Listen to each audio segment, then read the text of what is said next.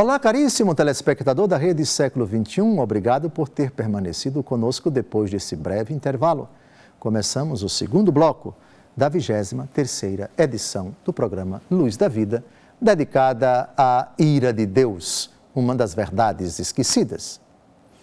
Romanos capítulo 1, versículo 18, esse texto é lapidar, é fundamental para nós compreendermos contra o que se acende a ira de Deus. Não contra nenhum ser humano, mas contra o que o ser humano faz de pecaminoso.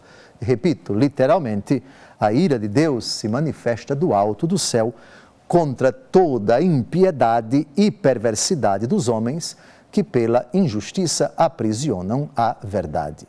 A ira de Deus reprova o pecado, a ira de Deus condena o pecado. E dado que o pecado é praticado pelo pecador, a ira de Deus, por amor ao pecador, detestando o pecado, vai puni-lo, vai corrigi-lo para que ele se salve. Também no primeiro bloco nós vimos dos lábios de Jesus algumas dessas impiedades, algumas dessas perversidades. Depois das palavras de Jesus, vamos buscar na primeira carta de São Paulo aos Coríntios, no capítulo 6, uma outra relação de impiedades e de perversidades.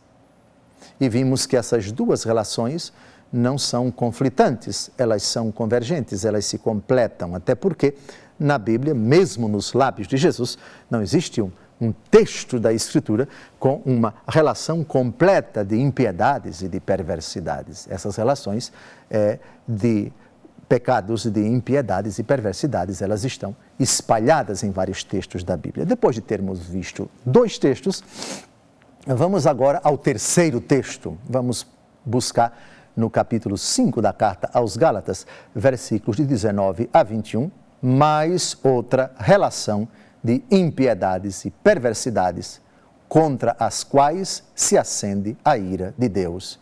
Vamos ao texto.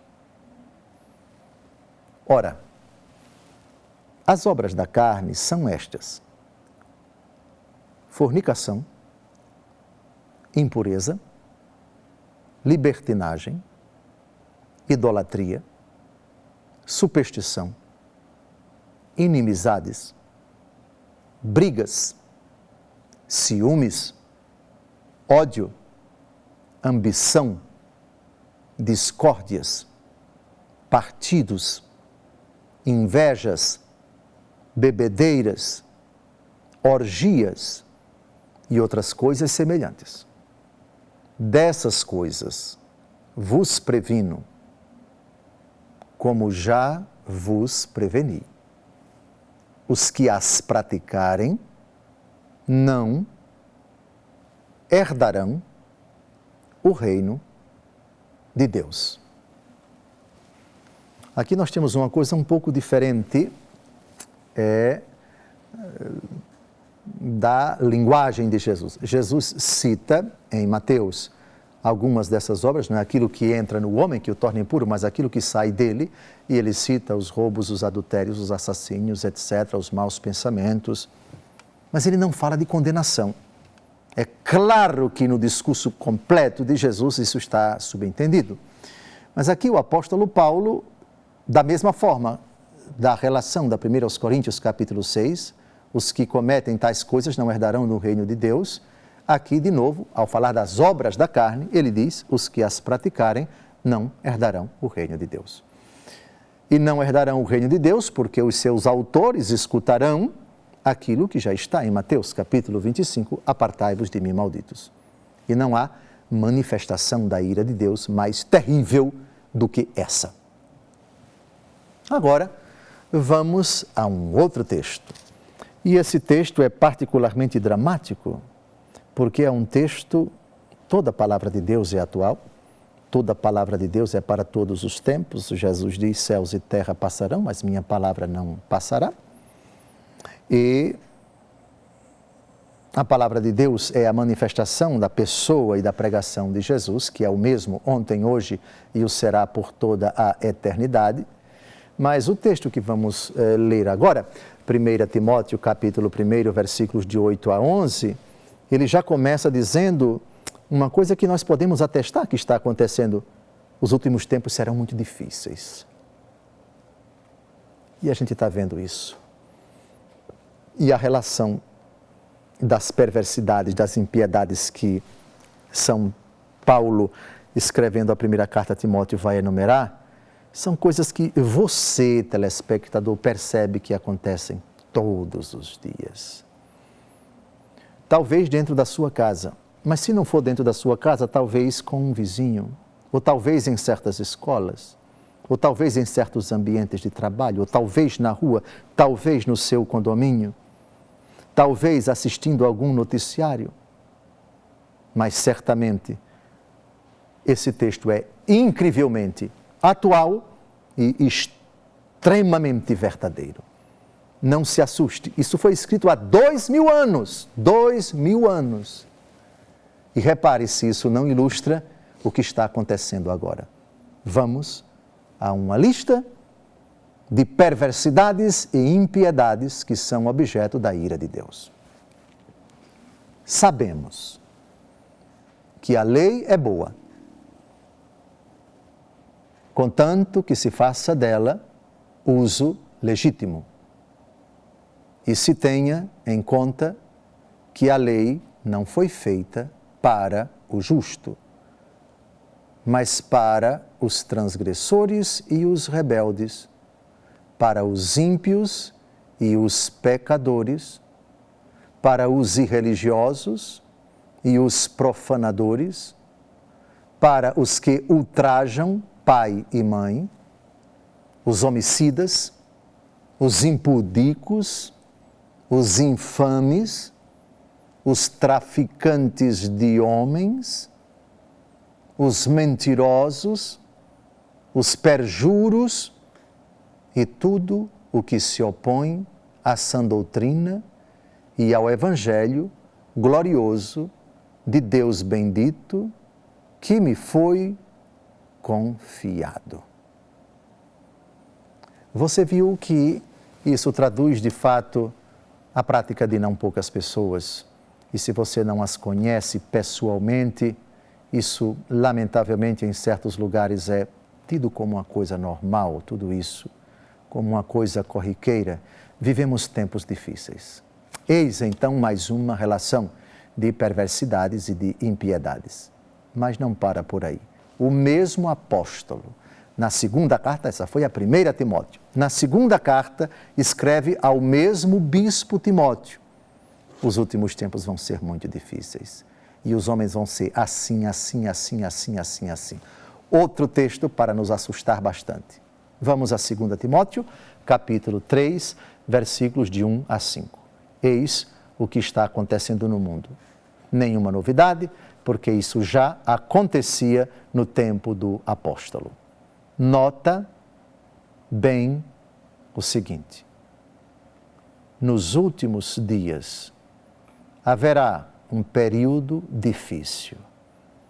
Os homens se tornarão egoístas, avarentos, fanfarrões, soberbos, rebeldes aos pais, ingratos, malvados, desalmados, desleais, caluniadores, devassos, cruéis, inimigos dos bons, traidores, insolentes, cegos de orgulho, amigos dos prazeres e não de Deus, ostentarão a aparência de piedade, mas desdenharão a realidade.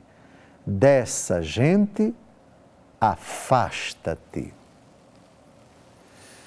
Bem, para uma pessoa que teme a Deus e sente realmente na pele, convivendo com pessoas que praticam tais coisas, a incrível atualidade de todos esses textos, mas particularmente desse último. E acredito que essas citações ilustram, ainda que não exaustivamente, que perversidades são essas, que impiedades são essas, contra as quais a ira de Deus se acende. Romanos, capítulo 1, versículo 18. E para quem 23 programas depois de termos batido entre aspas, aqui, aos domingos, durante meia hora,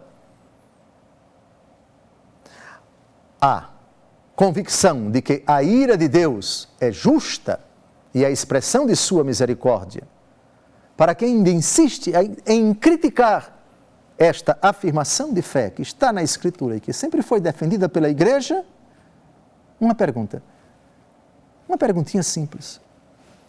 Depois de termos elencado com esses textos da Escritura, nosso Senhor Jesus Cristo, o apóstolo Paulo, com tantas citações, toda essa categoria imunda, essas categorias imundas de pecado, você queria o quê?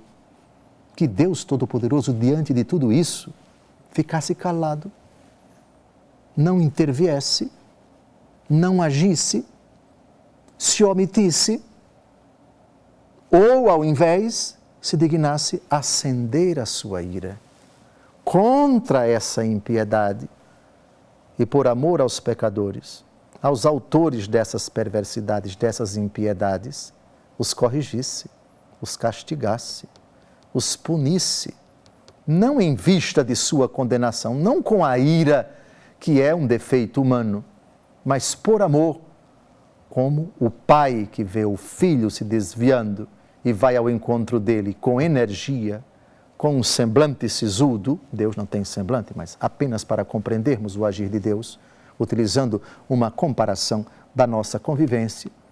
Não posso aprovar o seu pecado, não posso legitimar sua impiedade, sua perversidade.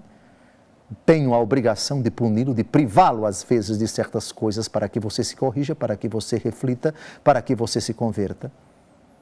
Assim, a convicção da ira de Deus que se acende contra toda perversidade, contra toda impiedade dos homens, é extremamente condizente com a bondade, com a ternura, com a misericórdia de Deus, que não se alegra com a injustiça, mas se rejubila com a verdade, diz o apóstolo Paulo no hino à caridade, da 1 Coríntios capítulo 13. Terminamos mais um encontro dedicado à ira de Deus. Nós vos agradecemos, ó Deus, porque vos irritastes. Isaías capítulo 12, versículo 1. É assim que eu termino esta 23ª edição desse argumento tão bonito que está longe, infinitamente longe, de supor a ideia de um Deus que tem faniquito e que comete algum defeito humano irritando-se. Deus não se irrita como os homens, mas Deus se ira porque sua santidade não pode jamais aprovar o pecado. Tenha uma santa e abençoada semana. Até o próximo domingo, se Deus quiser.